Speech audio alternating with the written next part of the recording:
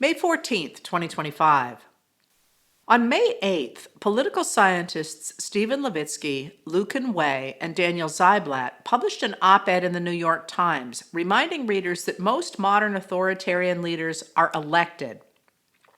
They maintain their power by using the power of the government, arrests, tax audits, defamation suits, politically targeted investigations, and so on, to punish and silence their opponents.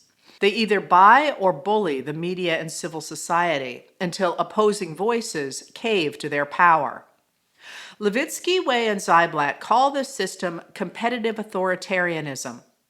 A country that has fallen to it still holds elections, but the party in power has so weighted the system in its favor that it's virtually impossible for it to lose. The way to tell if the United States has crossed the line from democracy to competitive authoritarianism, the political scientists explain, is to see if people feel safe opposing those in power. Can they safely protest, publish criticism of the government, support opposition candidates? Or does taking a stand against those in power lead to punishment, either by the government or by government supporters? Looking at the many ways the Trump administration has been harassing critics, law firms, universities, judges, and media stations, they conclude that America has crossed the line into competitive authoritarianism. Since they made that observation less than a week ago, there has been more evidence of the administration's attempt to consolidate power. After the National Intelligence Council, or NIC, the nation's top body for analyzing intelligence, produced a report that contradicted President Donald J. Trump's assertion that the Venezuelan government was directing the actions of the Tren de Aragua, or TDA, gang, Director of National Intelligence Tulsi Gabbard fired acting NIC Chair Michael Collins and his deputy, Maria Langen-Reichoff. The administration used the claim that Venezuela was working with TDA as justification for invoking the 1798 Alien Enemies Act to render migrants from Venezuela to El Salvador. A spokesperson for the Office of the Director of National Intelligence said, "The director is working alongside President Trump to end the weaponization and politicization of the intelligence community." Department of Justice leaders are also consolidating power under the claim of ending weaponization. In a dramatic reversal of Department of Justice policies, Trump loyalist Ed Martin said yesterday that when the department finds it does not have the grounds to charge political opponents with a crime, it will name and shame them, attempting to convict them in the court of public opinion rather than a court of law. Trump initially nominated Martin to be the U.S. Attorney for the District of Columbia, but Martin's extremism convinced Senate Republican Tom Tillis to vote with Democrats on the Judiciary Committee to stop his nomination.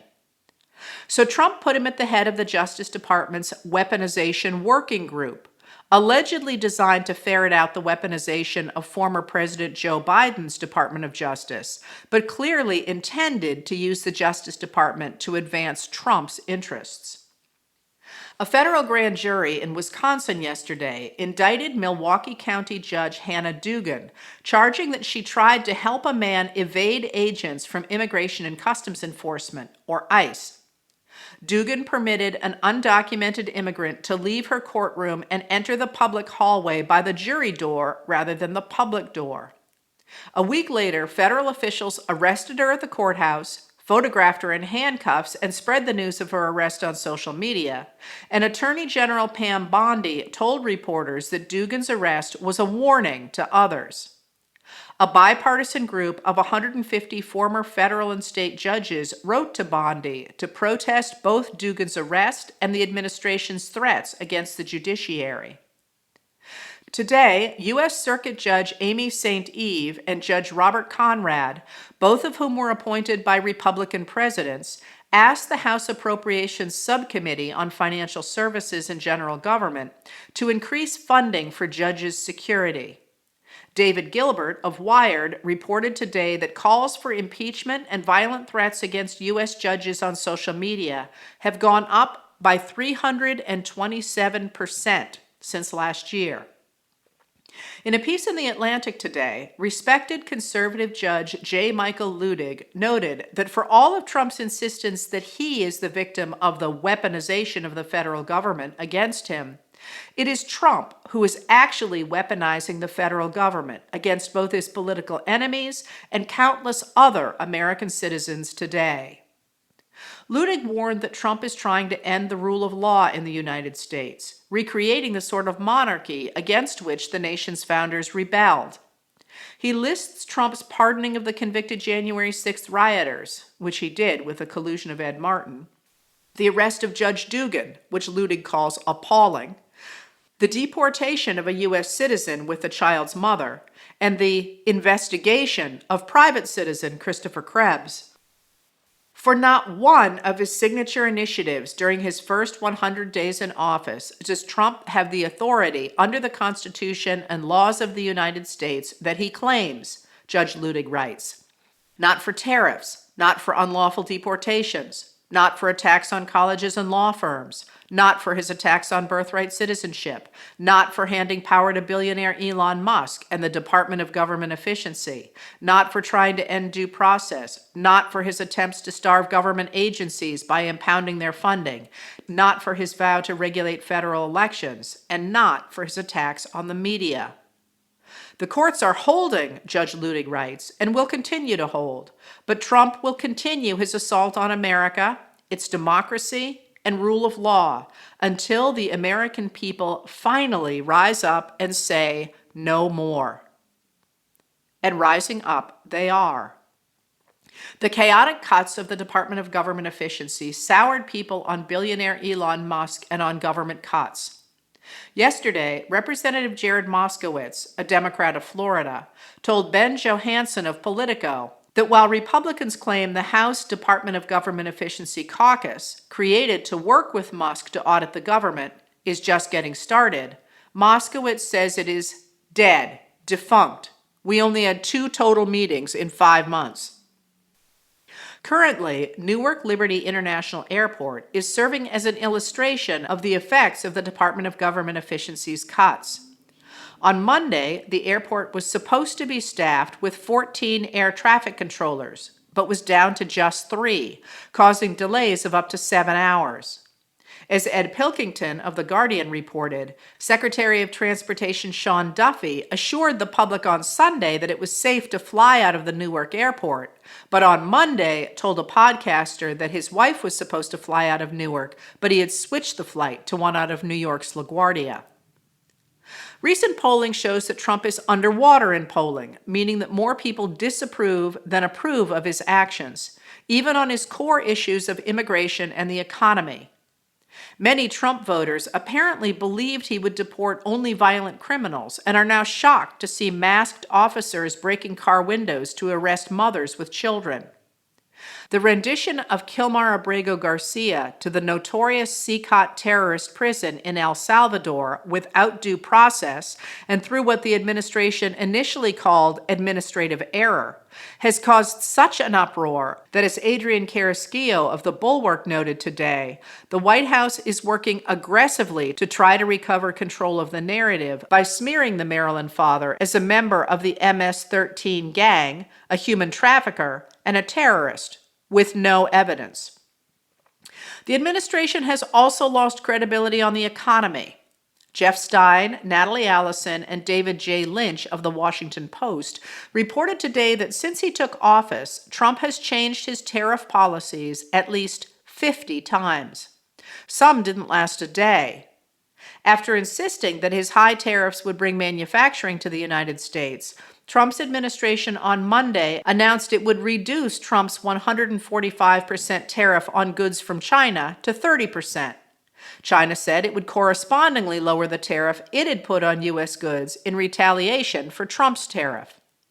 It's been completely insane, economist Michael Strain from the right-leaning American Enterprise Institute think tank told the Washington Post reporters. When I step back from the euphoria over easing tariffs with China, what I see is the tariff rate is 5 times as high as when Trump took office, and we seem to have gotten nothing out of it at all. Evidently concerned that Trump's economic agenda is so unpopular it will fail in Congress, Trump's political operators have spent in the high seven figures, Alex Eisenstadt of Axios says, to run ads in more than 20 targeted congressional districts to push lawmakers to get behind it. Tell Congress this is a good deal for America, the ad says. Support President Trump's agenda to get our economy back on track. As the American people have turned on Trump, Democrats have been standing against him and members of his administration. Yesterday's discussion of the one big, beautiful bill the Republicans are trying to get through Congress sparked dramatic pushback. The measure cuts taxes for the wealthy and corporations and helps to offset those financial benefits at the top of society with cuts to Medicaid and the Supplemental Nutrition Assistance Program, or SNAP, which used to be known as food stamps, as well as a bevy of other programs that help ordinary Americans. When the House Committee on Energy and Commerce began to debate their piece of the bill yesterday, there were protests within the hearing room and in the hallway outside. After 10 hours, the committee still had not gotten to the Medicaid cuts, which Democrats suggested was intentional.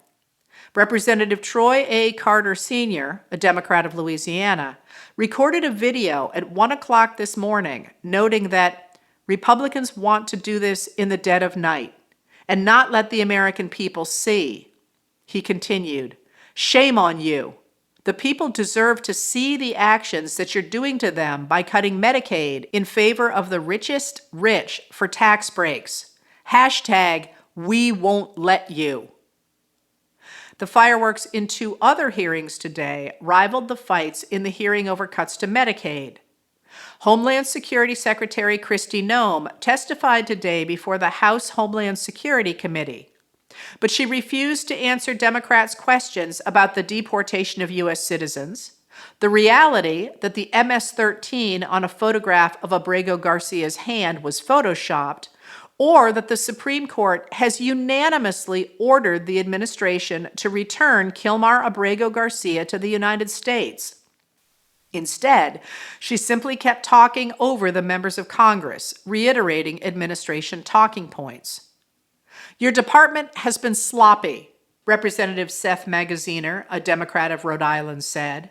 "And instead of focusing on real criminals, you have allowed innocent children to be deported while you fly around the country playing dress-up for the cameras. Instead of enforcing the laws, you have repeatedly broken them. You need to change course immediately before more innocent people are hurt on your watch." Democrats also challenged Secretary of Health and Human Services Robert F. Kennedy Jr. when he testified for the first time today before both the House Appropriations Committee and the Senate Health, Education, Labor, and Pensions Committee to promote Trump's budget. Kennedy seemed angry at being questioned and, like Noem, repeated debunked lies.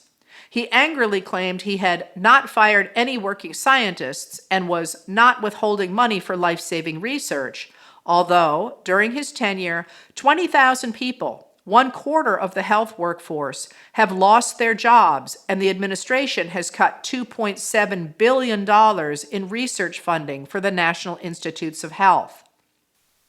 Memorably, Kennedy told Representative Mark Pocan, a Democrat of Wisconsin, "I don't think people should be taking medical advice from me." Judge Hannah Dugan herself pushed back against the administration today when she moved for an order to dismiss her indictment. Her motion called the government's prosecution virtually unprecedented and entirely unconstitutional. The government cannot prosecute her, she argued, because she is entitled to judicial immunity for her official acts. As precedent, she cited Trump versus the United States, the July 2024 Supreme Court decision protecting Trump from prosecution for crimes committed as part of his official acts. Voters in Omaha, Nebraska last night dramatically rejected Trumpism when they elected Democrat John Ewing as their new mayor over Republican incumbent Gene Stoddard. Ewing served in the Omaha Police Department for almost 25 years before becoming Douglas County Treasurer for 17 years. He will be Omaha's first Black mayor.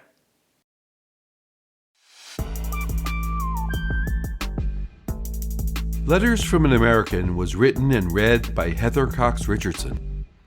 It was produced at Soundscape Productions, Dedham, Massachusetts. Recorded with music composed by Michael Moss.